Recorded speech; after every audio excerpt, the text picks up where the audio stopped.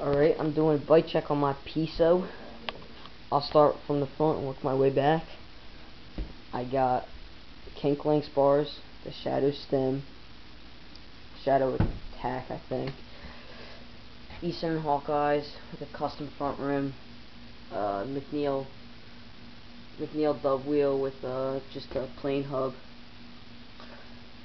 I got the Eastern Grim Creeper too, Animal Barons, Animal Edwin delrosa, grips, Rogue status with a kink pivotal, Odessey twisted PC pedals, Demolition LT 2.0 cranks, titanium spindle, some shadow sproket, a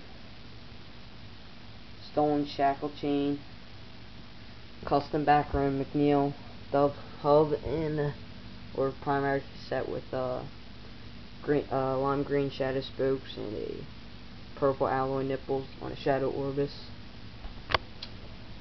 Sounds like this. With the almost forgot the tires, K cheese 1.9, a street in the back and a park in the front.